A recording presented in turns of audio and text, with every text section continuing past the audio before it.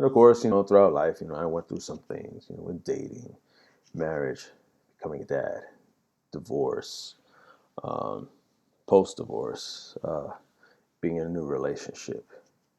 And then, of course, as the years got on, there was a lot that happened, a lot of things, that could have been better managed, that could have been handled a lot better. But again, I told a friend of mine, a lot of things that involved me growing up, I had to figure out on my own, right? A lot of things I was not prepared for before becoming a dad, before becoming a husband at the time, or even in the event of divorce and stuff like that. Like, these are things I was not prepared for at all. And a lot of it was me just winging it, you know, winging it, trying to figure it out. And some things I didn't learn till like only the last 2 or 3 years, right? And if we were to be honest about it, part of a lot of frustration with anxiety and depression I dealt with just prior to the pandemic was because I constantly got grilled a lot with questions about things that, quite frankly, I had no answers to, when it came to my driver's license. Because again, I was born in New York City, where you don't really need a car unless you're going somewhere where you actually need a car. Like, for example, every job I had, I could just take the train, or I could just walk there. It was either or for me all the time. What did I need a car for, really? I mean, aside from one ex-girlfriend I had in Staten Island, I mean, there was really no other reason for me to think about driving. Like, I wasn't ever going to Long Island. I wasn't going to bum the fuck past Queens. I didn't have anyone worth driving to in Jersey. These are things where it's like, what did I need a car for? And then the concept of me leaving New York City to another state, it just went past me because I did not think such a thing would ever happen. And yet it did. And of all places, Florida. In Tampa, no less. Um, so car culture, not relying, there's a lot of things growing up that a lot of it just hit me all at once.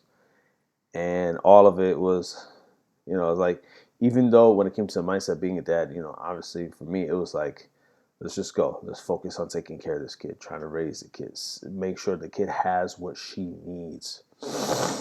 All that. And for me, here's my thing.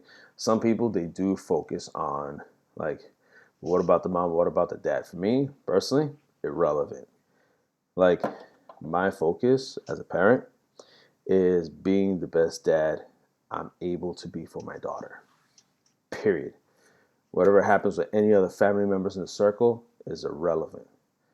What they do or they don't do, irrelevant.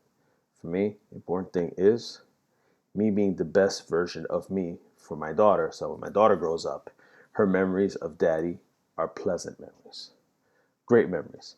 And even if there's some head clashing in the way, which is completely unavoidable, I don't care what anyone says, the odds of avoiding conflict with a kid as a parent are near non-existent. There's always going to be head clashes. There's going to be moments where, as a parent, you're going to get frustrated. You're going to have moments where you might argue with your kid, or your kid might argue with you. And tempers may flare sometimes. And then there's a lot of reframing of your mind so that way you don't go to a certain direction anymore. That's how way things get better. Because there is no manual on how to be the perfect parent. There's no such thing. There's no manual on how to be the best parent for your kid, because guess what? Kids are uniquely different. What may work with one kid may not work with the other, may not work with the other, may work with another. Variables. So there's a lot of that, Like, I didn't get my driver's license till St. Patrick's Day of 2021. I didn't buy my first car till earlier this year. You know what I mean? Like, there's a lot of things I had no concept of. The concept of making a budget, I didn't learn that till after divorce. I didn't learn the concept of trying to put money together so that way, even if you fall on hard times, you can somehow inch your way through. Till, honestly, during the pandemic, because there were a lot of things I did not learn Like, there were a few things I learned when I was in high school, but a lot of those things were not one of them. That's just how it is. I don't see it as good or bad. It's just that's just life. That's just how it is.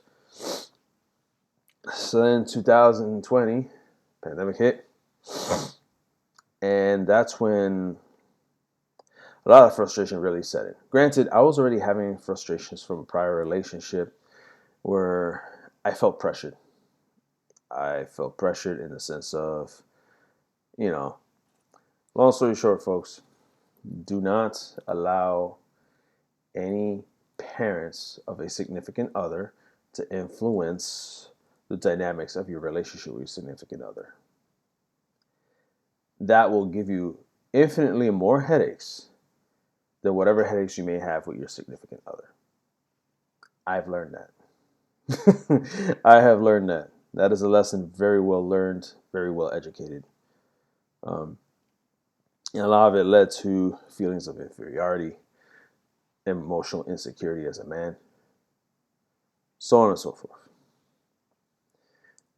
Of course, soon as the pandemic hit, a lot of things changed. I ended up getting laid off. I ended up not knowing, if I'm going to be able to land a job the next month, because guess what? It was safer at home in 2020 in Tampa. The COVID thing was just going all over the place. We didn't really know where things were going, how we were going to go about things. And guess what? We had to figure shit out, you know. So sure enough, and then of course frustration, because I felt like I let my significant other down, and she was frustrated with me. I was frustrated with myself 3 times over because of it. And then, it caused a sense of guilt. It caused a sense of frustration, of course. But then it got to a point where I was like, you know what? I feel miserable, miserable, miserable. And then I started having those feelings I had back in 2012, wishing I could fall asleep and just drop dead. I started experiencing these things again. So sure enough, I had made the call. Right? I was like, you know what? I'm gonna call Crystal's Health, for example, because they provide mental health services and stuff like that here in Tampa. And I actually recommend them. They're pretty good, especially since they provide telehealth as well. Um, so if, let's say, you want a therapist and you rather just meet through Zoom meetings and stuff like that, they can facilitate that. But if you want a therapist that's upfront in person, that's great too. Of course, at the time, there was only telehealth because, COVID. So with that in mind, you know, they had me go through the questions, diagnosis, and everything. And at the time, they, obviously the thing changed already from mild depression to moderate depression and mild anxiety. So now you had those two things. Now the depression I felt before has heightened. Part of it most likely circumstantial, situational. But because there's a lot of things that were not addressed throughout my years, obviously they come full circle to haunt me. Things we had to handle. Luckily, my first year of therapy, she was a general practitioner. No CBT yet. And a lot of the issues we were tackling was self-worth. Because, oh my God. And let me tell you something, folks. You can watch all these YouTube self-motivational videos all you want. All these Instagrams and tickety talks, whatever you guys are into. I mean, I'm on those socials too, but I really don't care for them like that. The thing is, nothing replaces actually seeing a medical professional or a mental health professional to actually engage these issues.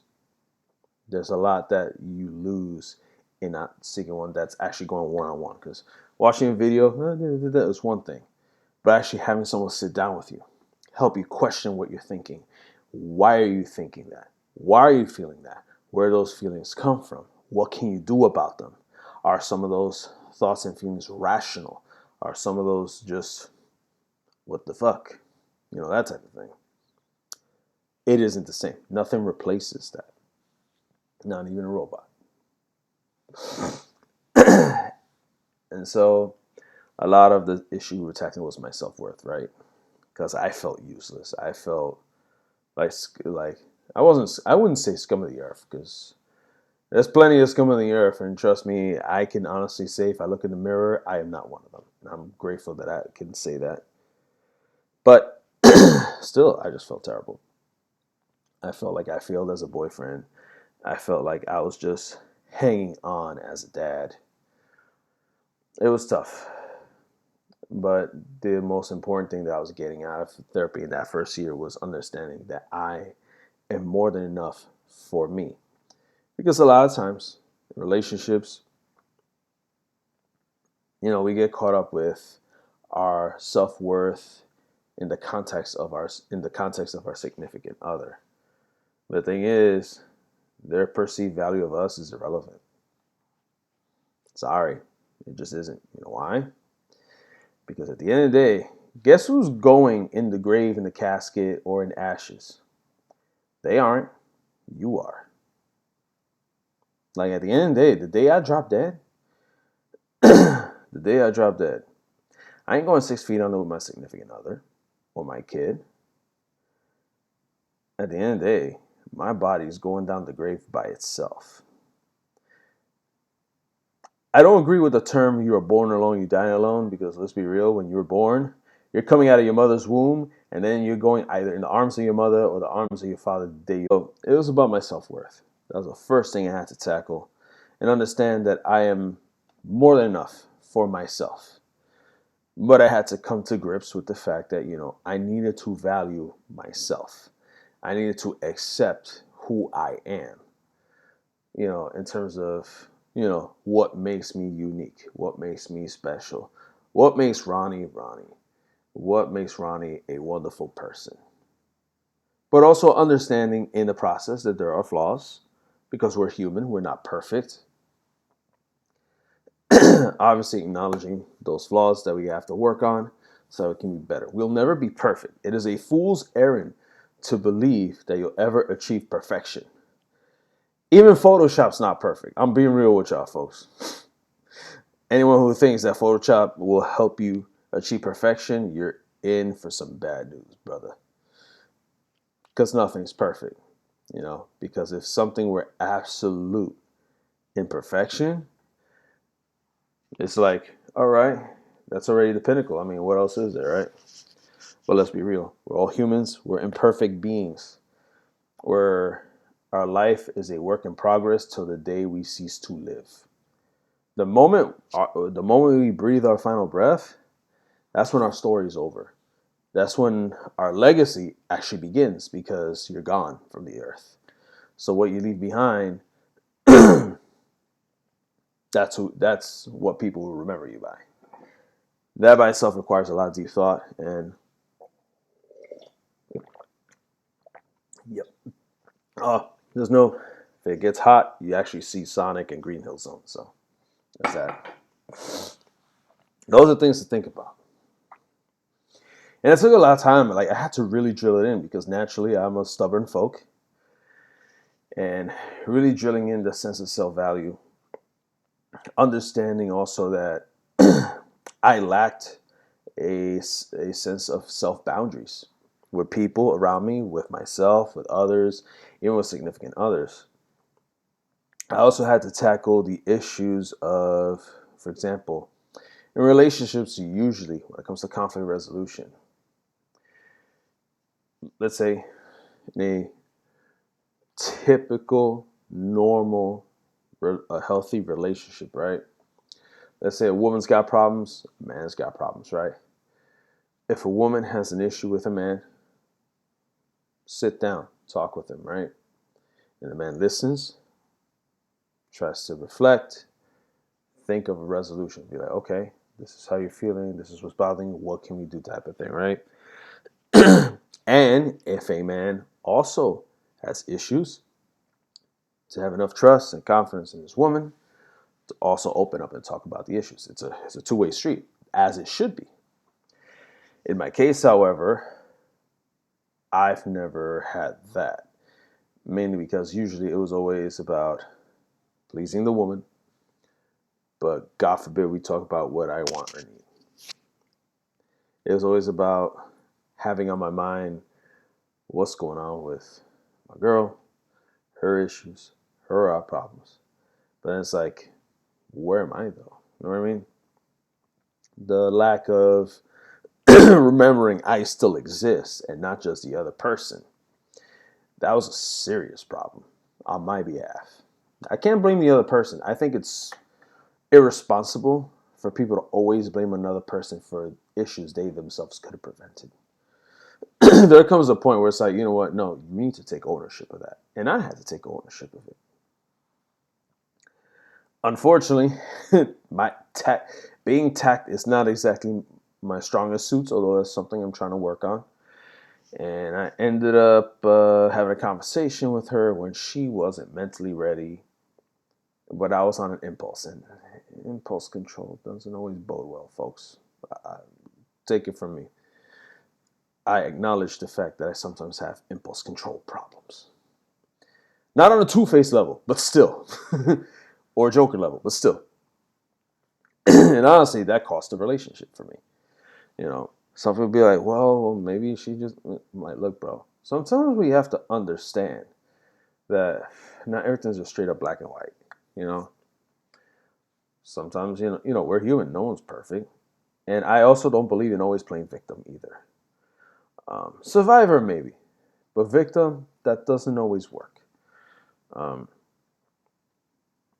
Mainly because sometimes we actually do things that are actually detrimental, or they are ill-timed and could have been done differently and could have led to a better outcome.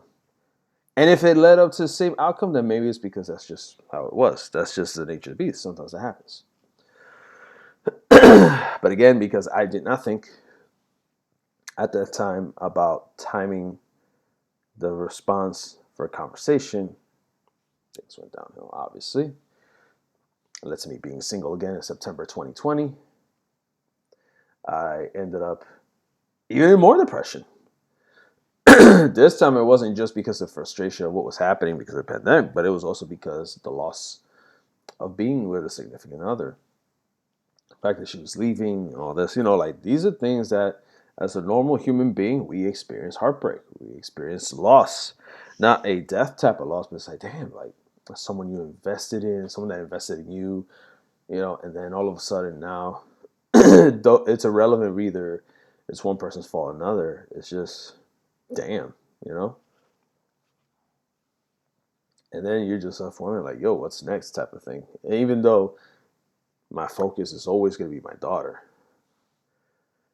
but, you know, the loss just still bummed me out. It still hurt. You know, I'm not going to sit here and avoid that. It got to where eventually I was on Zoloft, right? I was on Zoloft from October 2020 till May 2021. Now, I know some people are used to people being on medication and they go on the, you know, regular dose. For me, they wanted to feel out to see how it would react. So they only had me on half a pill, right? Just to see how I'd react. Because if it was strong, then of course they probably have to give me a full dose. But if not, stay the course, see what happens. So in that half dose, apparently it was working. Because and the thing is, usually they say it takes about 2 weeks for it to settle in and really activate my system. But in my case, instant. It like the medication kicked in immediately. Because what would happen is any feeling of depression and sorrow and stuff suddenly just blanked. I wouldn't say I was numb. I was still able to feel happiness, joy, excitement. But in terms of negative feelings, suddenly it was just off. Like it was like, I don't feel depressed. I don't feel angry. I don't feel anxious. Like it was that type of thing. You know what I mean? It was weird. I wasn't complaining though, because I was like, okay. But I also understood that there comes a tipping point. Came a tipping point where there were times where, like, if I ran into a particular trigger, i.e., being in contact with an ex-girlfriend and having a conversation towards where it got to a direction where I was reminded of the thing that got me to feel sadness, I'd actually feel that tipping point where I'd be like, you know what? I think it's best I get off this conversation now. Because that's when I was like, I finally hit that ceiling where it's like, I think I'm feeling that trigger of sadness. It wasn't that the medication wasn't working. It's just that, again, I was still dealing with things. I was still learning things in terms of healing myself to a degree. Now, I will say this right now. No one's ever 100% healed. There's no such thing as being absolutely cured of depression and anxiety. I think it's foolish for people to just assume such a thing can happen. Because it's a part of life. Happiness is a part of life. Sadness is a part of life. Fear is a part of life. Love is a part of life. It's all a part of the human experience. It's what it means to be human. And of course, that almost sounds like a quote straight out of Berserk from the Eclipse. And if you love Berserk, you know what I'm talking about, especially with Slain. Great manga. Go ahead, check it out. It's a clusterfuck, but I recommend it, especially when it comes to the human experience and the very craziness of humanity itself. So, dealing with that. And then as the course of time went on, because my psychiatrist and my therapist saw that I was improving, but also that I wasn't regressing, they were like, you know what? Yeah, let's just stay at that half dose. So we stood at that half dose, month in, month out, no problem. Then I had to re-up when it ran out. Same thing. Then it got to a point, I want to say in March and April of last year. And that's where, you know, there was a lot of reframing I had to learn with my therapist. For example, like a lot of times an event happens, right? A thought happens. You gotta think about this, right? Think about the thought that just arrives in your head. Where did it come from? What may have set that thought into existence in your mind? Could have been anything. Could have been something someone said at work. Could have been something you saw in nature while taking a walk. Could have been from a video you saw on YouTube. Could have been from something you experienced in a video game that you were playing. And then just putting up to reason. Which for humans, particularly if you're very an emotional type, may not always be easy. Because then you have to think about the thought. Be like, okay, why am I thinking this? What got me here? And then you have to identify what got you there. Once you identify that, be like, was this rational? I.e., does it make sense to sit on it forever and ever? Is it worth draining my spiritual, mental, emotional battery to obsess on this one thing that, quite frankly, may not be productive at all, or may not even make any sense of what's happening in the here and now? And if the answer is that it doesn't make any fucking sense, and it really has a relevance towards your life, towards what's happening, then you just gotta discard it. It's like you acknowledge it, be like, okay, I feel this way because I had this thought, and I had this thought because of something I saw or something I heard. But if it's irrelevant to what my everyday is, like, you know what, that fuck it, whatever. It's like, that was a really silly analogy, but it's like kind of going like, yeah, I heard someone ask for something really stupid on an order, and because of that, I'm angry. Like, what did they do to upset you, bro? Like, what? You mad, bro, because someone wanted 5 ketchups with their quesadilla? Like, what does that got to do with anything? Like, that's what has you triggered today, bro? Like, really?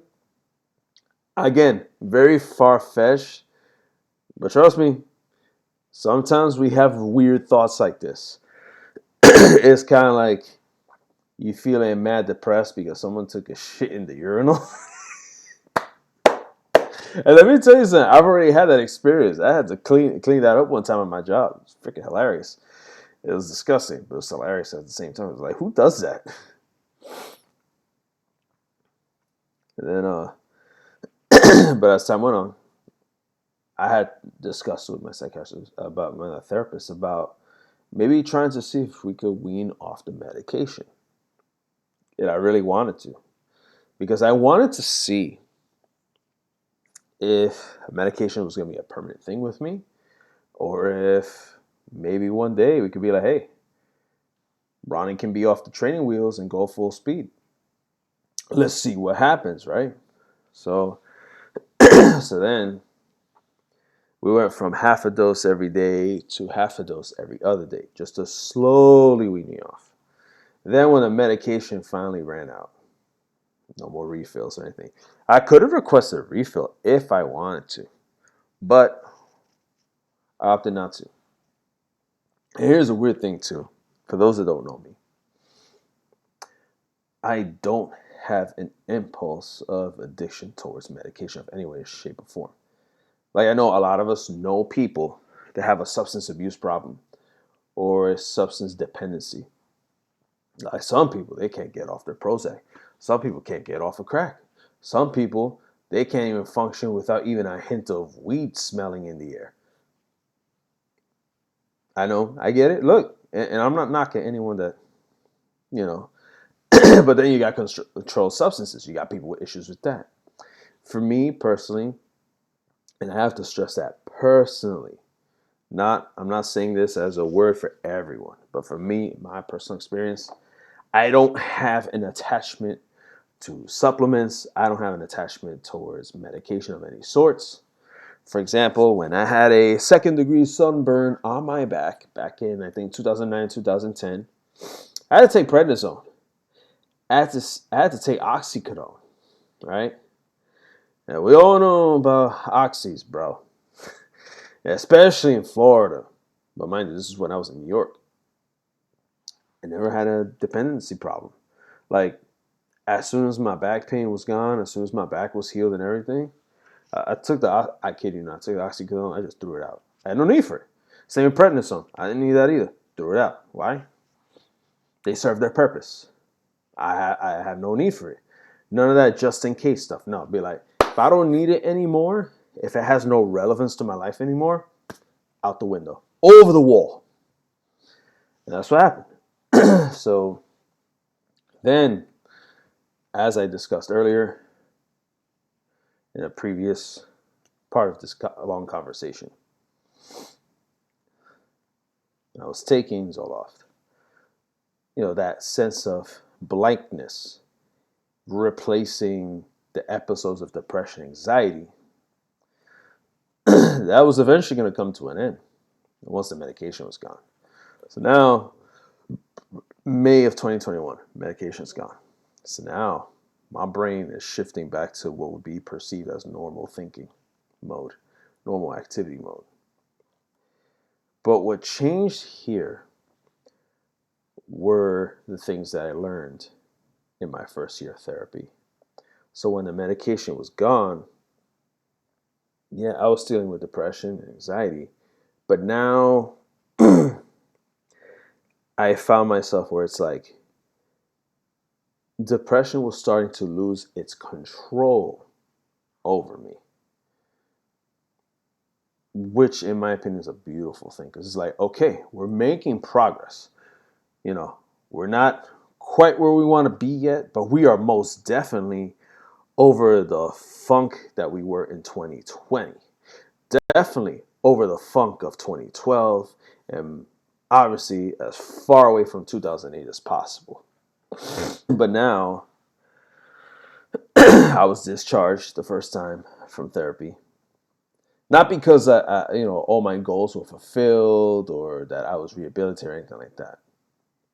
It was because my therapy sessions were used up as per my insurance. So there was maybe like a 2-3 week gap before my insurance like renewed my availability for therapy sessions. So there was maybe like close to a month where I had no therapy. So it was like, all right, let's see what happens here. Thankfully, I hadn't gone crazy. Thankfully, I managed to keep control, which is a beautiful thing. But I did call Crystal's Health again. Like, hey, listen, I ran out of sessions back in May, but as per my PCP, my health insurance, I think I should be open for more sessions again. Can we renew, whatever? The other thing too was that my first therapist had went private with her practice, so she was no longer with the same agency. So that also kind of switched things up. But she gave me a fantastic referral to a cognitive behavioral therapist, which I thought was the best thing a good therapist can ever recommend you. Because if my first therapist was getting me over that first ugly hump, the next level is obviously having a therapist that deals with cognitive science, cognitive thinking, the way the cogs and the wheels and the spokes work.